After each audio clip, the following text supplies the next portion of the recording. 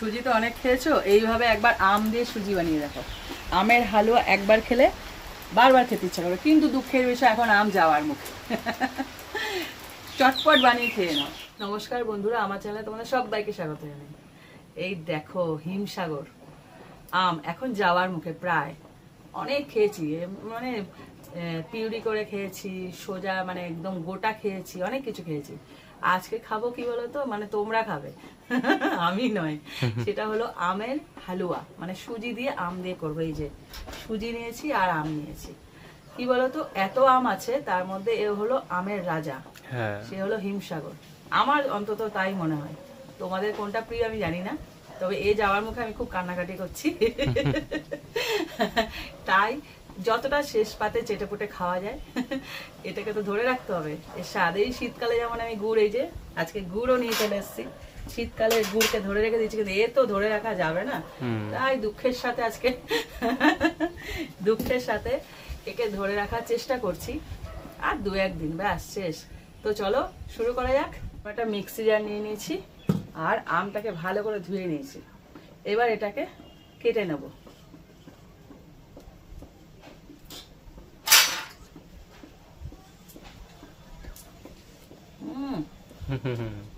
Solid ফলের রাজা, এর উপরে ফল হয় নাকি আবার, কত সুন্দর রং রূপ বর্ণ গন্ধ সব আছে। তো এটাকে আগে ছাড়িয়ে নিই, পুরো ছাড়িয়ে নিয়েছি। এ দেখো, এবার কেটে কেটে নিলে কি হবে, এটাকে পেস্ট করতে সুবিধা হবে। গোটাও দিতে পারো, কোনো ব্যাপার না, মানে এ পাশ থেকে একটা ও পাশ থেকে একটা। তা আমি ছোট ছোট করে কেটে নিচ্ছি সুবিধার্থে। এরকম কি সুন্দর একদম ছোট ছোট পিস হয়ে গেল, জিভ জলে ভরে যাচ্ছে। সমস্ত আমটা আমি কেটে নিয়েছি। এবার এটাকে পেস্ট করে পিউরি বানিয়ে নেব। উনুন ধরানো হয়ে গেছে আমার, এবার কড়াইটা বসিয়ে দিলাম। এবার শুকনো খোলায় সুজিটাকে ভেজে নেব। এখানে 150 গ্রাম সুজি আছে, তা তোমরা যত খুশি নাও না, কোনো ব্যাপার না। যতটা সুজি নেবে সে আন্দাজে আম নেবে। এখানে 150 গ্রাম সুজি আছে, আর সে তুলনায় আমি একটা বড় আম নিয়েছি। এবার এটাকে ভালো করে ভেজে নেব। সুজিটা যতক্ষণ না কালার চেঞ্জ হচ্ছে ততক্ষণ মধ্যে সুজিটাকে ভেজে নিতে হবে। একদম সাদা আছে তো পুরো ব্রাউন কালার হয়ে যাবে। দেখো, সাদা ছিল সুজিটা, কালারটা চেঞ্জ হয়ে একটা হালকা বাদামি রং হয়ে গেছে। এর থেকে বেশি ভাজার দরকার নেই। এবার সুজিটাকে নামিয়ে নেব।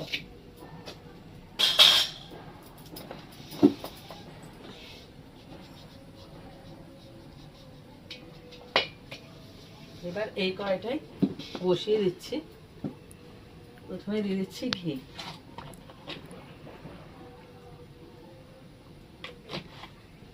ঘিয়ের মধ্যে কাজু আর কিশমিশটাকে ভেজে নেব হালকা করে।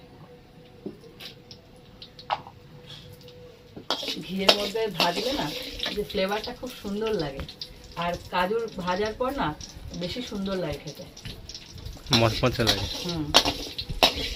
এত ভালো রান্না করছি, আমার মনটা খুব খারাপ জানো তো। আমাদের বাড়িতে তোমরা দেখেছো আমার ভিডিওতে, দু একটা ভিডিওতে দেখেছো, একটা পুচকি বিড়াল এসেছিল, দেখেছিলে?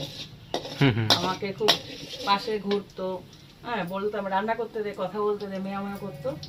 ও নিজে থেকে আসলো, নিজে থেকে কোথায় চলে গেছে। নাম দিয়েছিলাম চিনি। এলাকা দিয়ে হারিয়ে গেছে, একদম খুঁজেই পাচ্ছি না জানো, কত খুঁজেছি। আমার ছেলে আমি কোথাও নেই। আরে তাহলে আসলি কেন মনটা খারাপ করার জন্য? আরেকজন পেছনে শুয়ে আছে দেখো।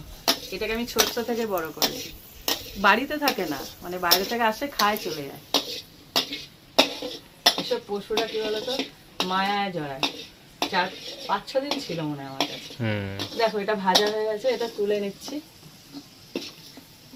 কিশমিশগুলো ফুলে গেছে, দরকার নেই। হ্যাঁ, কিশমিশ ঘি বা তেলে পড়লেই ফুলে যায়।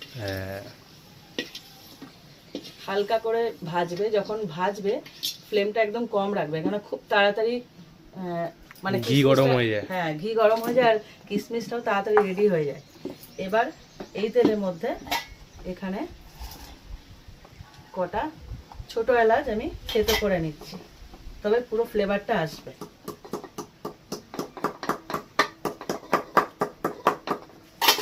আর একটু ঘি দেব। একটু ঘিটা বেশি লাগবে, কারণ সুজি দেখবে ঘি যত দেবে তত ভালো লাগে খেতে। হ্যাঁ তাই বলে এখানে 150 গ্রাম নিয়েছি, সেই আন্দাজে দিচ্ছি, একদম পুরো ঘিয়ের শিশি উল্টে দেবো না। এখানে দিয়ে দিচ্ছি ছোট এলাচ থেতো করা, আর 2টো তেজপাতা হালকা ভেজে নেব। তেজপাতা আর ছোট এলাচটা দেখো একটু ফ্রাই করে নিয়েছি ঘিয়ের মধ্যে। এবার যে শুকনো খোলায় ভাজা সুজিটা ছিল, ওই সুজিটাকে দিয়ে দেবো। এবার ঘিয়ের মধ্যে ভালো করে সুজিটাকে ভেজে নেব, এটা হলো আসল ফ্লেভার। যেহেতু ভাজা আছে খুব বেশি ভাজতে হবে না, হালকা করে নাড়াচাড়া করে এর মধ্যে দিয়ে দিচ্ছি একটু লবণ। যে কোনো মিষ্টি দেখবে একটু যদি লবণ দাও ব্যালেন্সটা খুব ভালো লাগে খেতে, খুব সামান্য।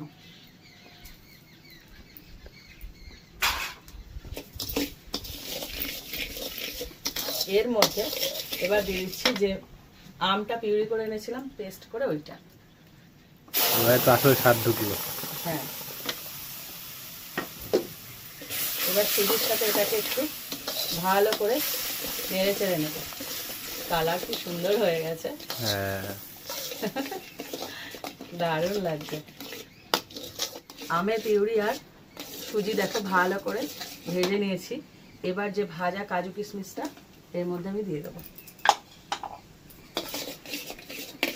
এখানে তোমরা ড্রাই ফ্রুটস হিসাবে আরো অনেক কিছুই দিতে পারো, হ্যাঁ মানে যা যা আছে মোটামুটি সবই দিতে পারো, আমি নাম বলছি না। এবার তোমাদের কাছে যে যেগুলো থাকবে সেগুলো দেবে। ড্রাই ফ্রুটসে তো কোনো সীমাবদ্ধতা নেই, যত দেবে তত স্বাদ হবে। দেখো কড়াই থেকে ছেড়ে দিচ্ছে, মানে ভাজা কমপ্লিট। দেখো পুরোটা ভেজে নিয়েছি ভালো মতন করে। এবার দিয়ে দিচ্ছি জল।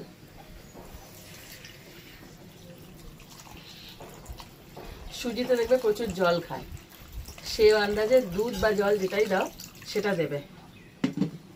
আর সুজি সেদ্ধ হতে একটু জল লাগে, প্রচুর জল লাগে। খুব শর্টকাট রান্না, কিন্তু খেতে অপূর্ব একদম। আর একটু জল লাগবে।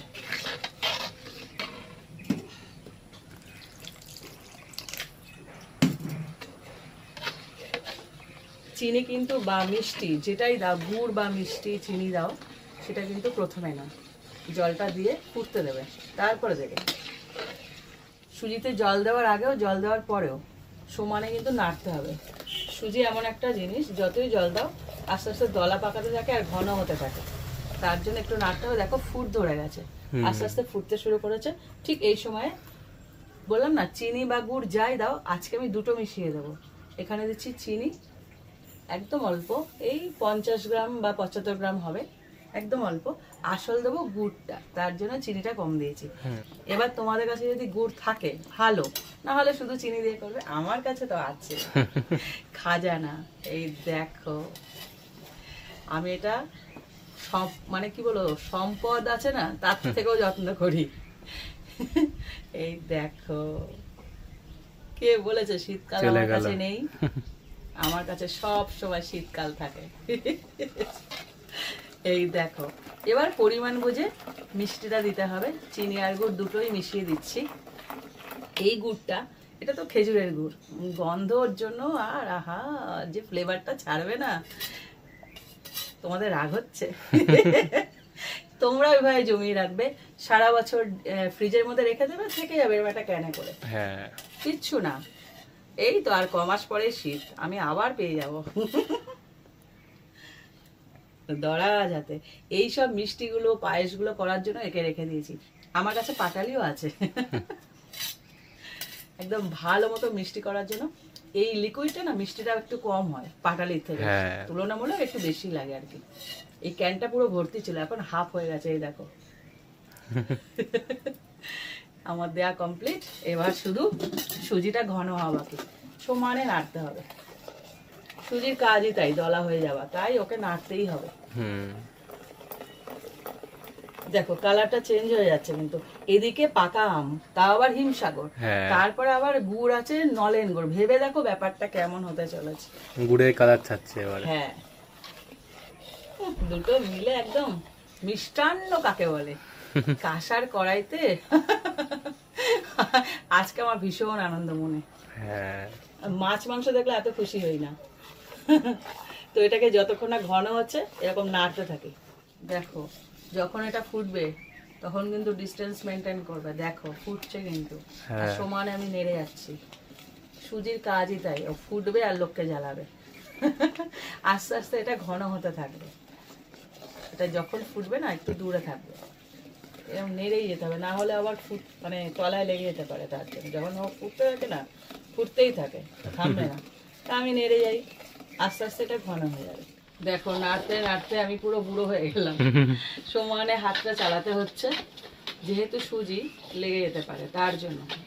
জল সব গায়েব হয়ে গেছে আর পুরো একদম ঘন হয়ে গেছে। এইবার একটা কাজ শুধু তোমাদের করতে হবে, এটাকে ঠান্ডা করে পুরো প্লেটে নিয়ে ফ্রিজ আপ করবে। হ্যাঁ ফ্রিজে রাখার পর দেখবে একটা শক্ত ভাব আসবে। এবার পিস করে করে খেয়ে নেবে, বরফির মতন খুব সুন্দর লাগবে। রেসিপিটা এখানেই শেষ করছি। তোমরা কিন্তু এই আম দিয়ে এই সুজিটা অবশ্যই করো, যাকে বলে হালুয়া।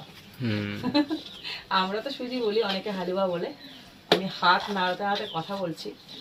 এই রেসিপিটা তোমরা অবশ্যই ট্রাই করো আর কমেন্ট করো খেয়ে কেমন লাগলো আম দিয়ে।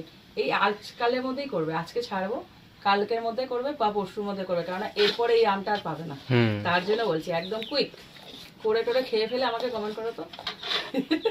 আর ভালো লাগলে লাইক দিও আর শেয়ার করো। এরকম আরো রেসিপি পেতে আমার চ্যানেলটা সাবস্ক্রাইব করে দিও। তো আজকের মতন টাটা। টাটা।